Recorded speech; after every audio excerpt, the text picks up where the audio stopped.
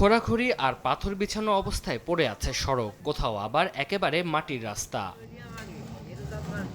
নড়াইল জেলা শহরের সঙ্গে কালিয়া উপজেলার নড়াগাতি থানা এলাকা সহ পাশের গোপালগঞ্জ জেলা সড়ক যোগাযোগ সহজীকরণে ২০২২ সালে পরিকল্পনা হাতে নেয় সড়ক বিভাগ। প্রকল্পের ব্যয় ধরা হয় ১১,৮৪,০০,০০০ টাকা। ২০২৩ সালে সড়কটির পানিপাড়া থেকে নড়াগাতি অংশের ৫ কিলোমিটারের সংস্কার ও প্রশস্তকরণের কাজ শুরু করে ঠিকাদারি প্রতিষ্ঠান ইউনুস অ্যান্ড ব্রাদার্স।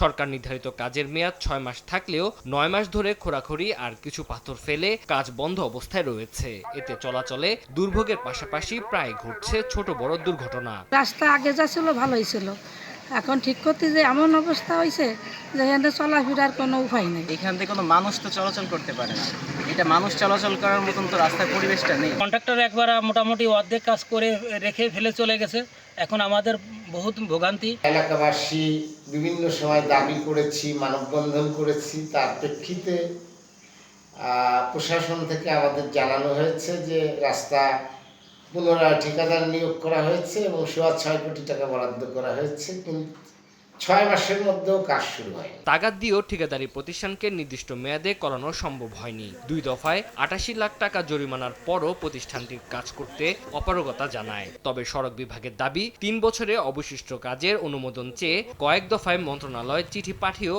অবশেষে মিলেছে অনুমোদন। দরপত্র আহ্বানের মাধ্যমে দ্রুত কাজ করার আশ্বাস প্রতিষ্ঠানটির। কাজটি সর্বশেষ অবস্থায় এটার অনুমোদন হয়ে গেছে আমাদের।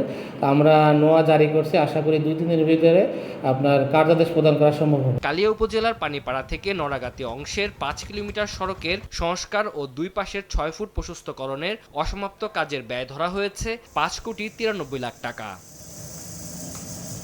সময় সংবাদ, নড়াইল।